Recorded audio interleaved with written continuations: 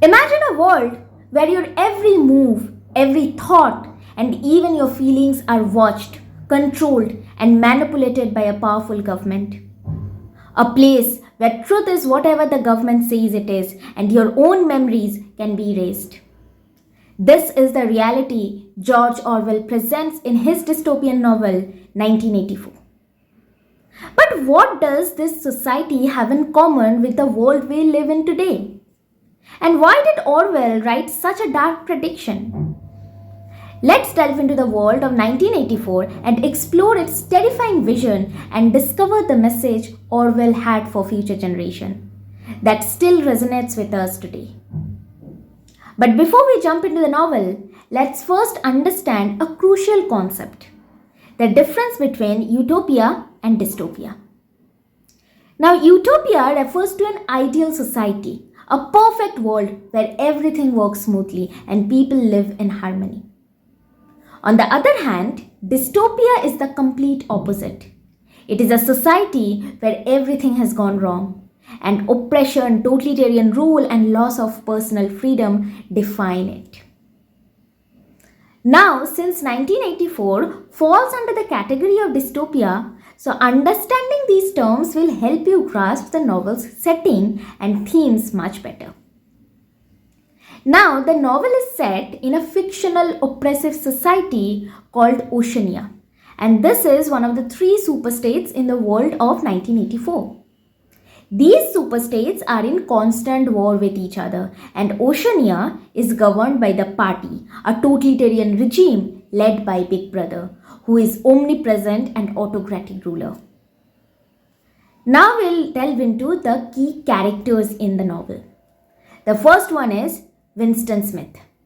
He is the protagonist of the novel, and he is a low-ranking member of the party working at the Ministry of Truth. He secretly despises the party and Big Brother and dreams of rebellion. The next character is Julia. Julia is Winston's lover and fellow rebel.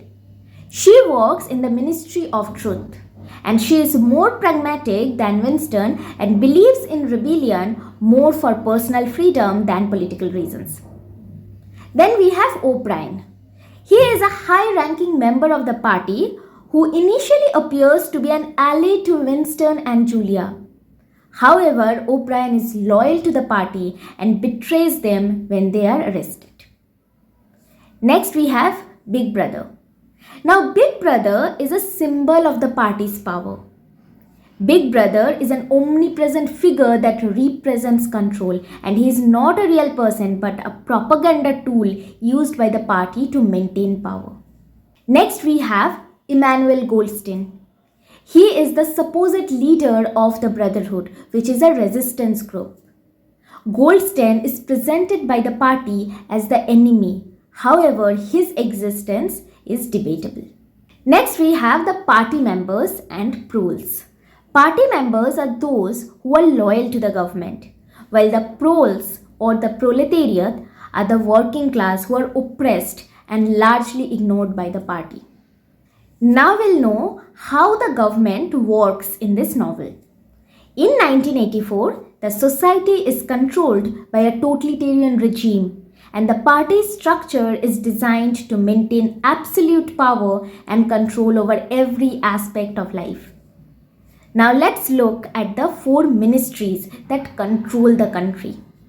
First one is Ministry of Truth. This is where Winston works, and it is responsible for controlling and altering all information and history. The party constantly rewrites history to ensure that whatever the party says is true, even if it contradicts past events. It uses propaganda to control public perception and enforces the idea of doublethink, which is holding two contradictory beliefs at the same time. Next, there is Ministry of Peace.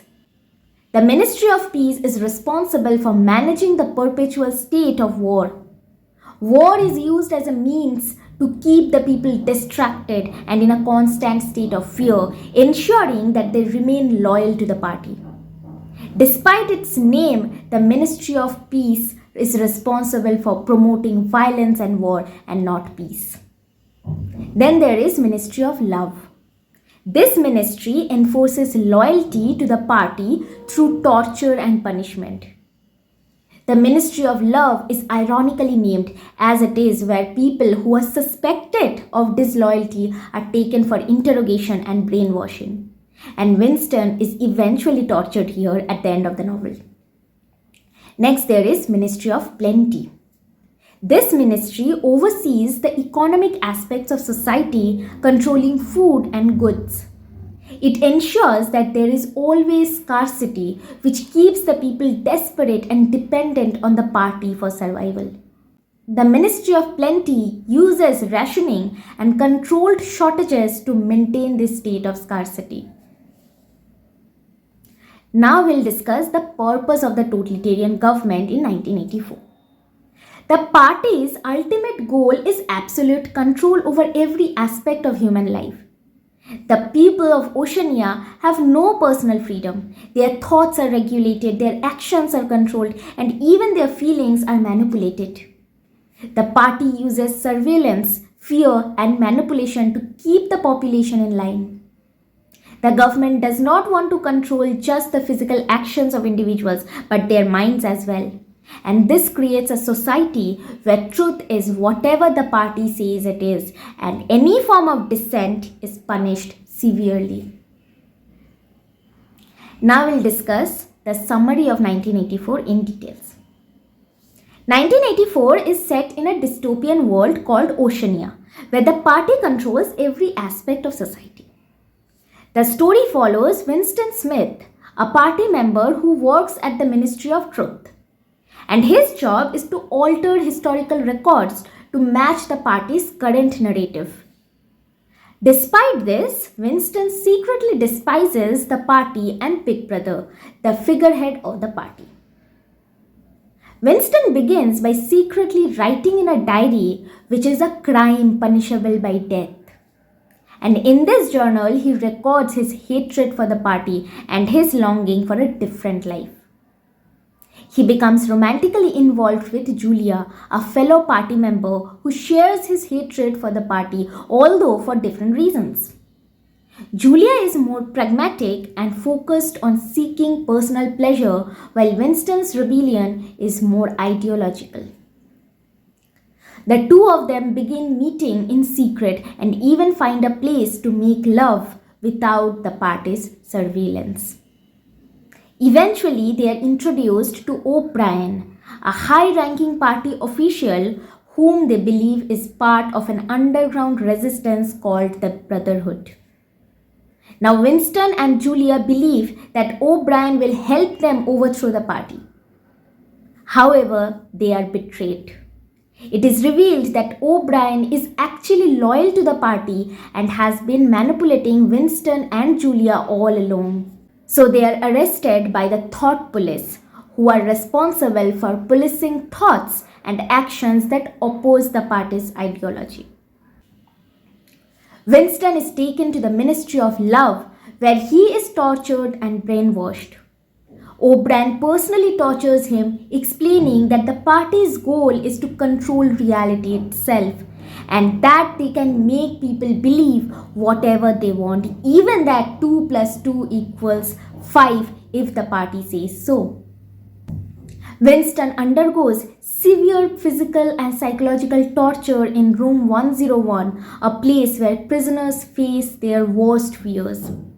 For Winston, this is the fear of rats. He begs O'Brien to release him from the torture, and in doing so, he betrays Julia.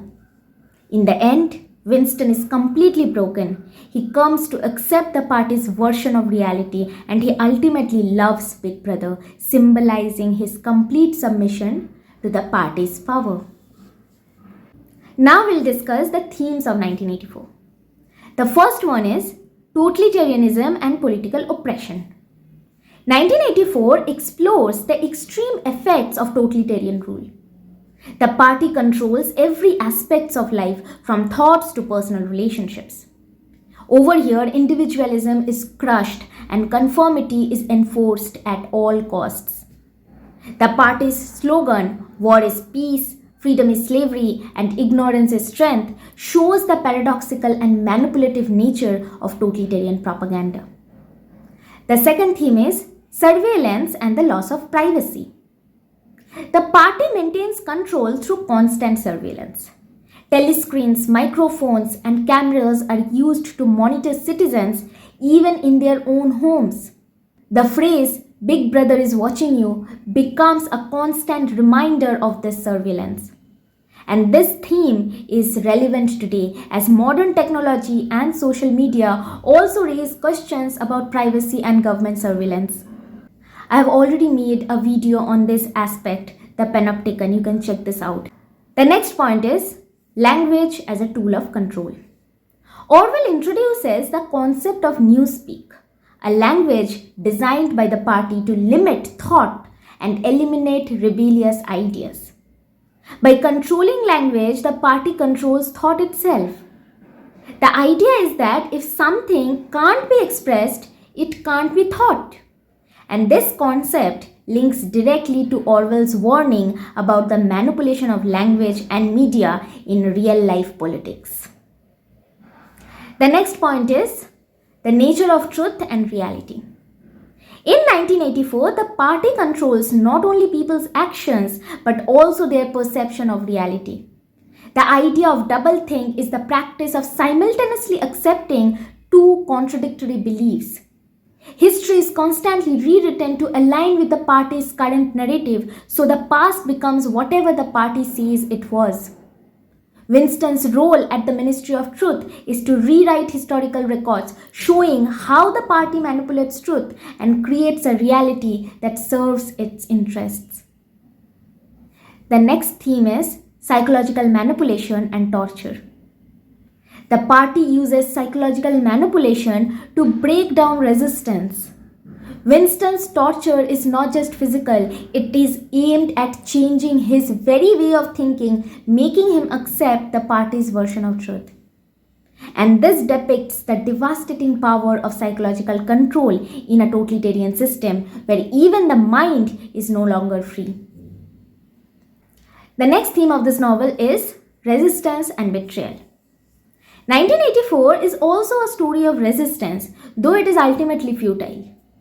Winston and Julius' rebellion is crushed not by military force but by psychological control and betrayal. And this depicts Orwell's message about the difficulty of resisting a totalitarian regime and the power of the state to quash opposition. Therefore, to sum up, George Orwell's 1984 is a powerful critique of totalitarianism, government surveillance, and the manipulation of truth. Through Winston Smith's story, Orwell warns us about the dangers of a society where personal freedom is stripped away and even reality itself is controlled by a single oppressive power.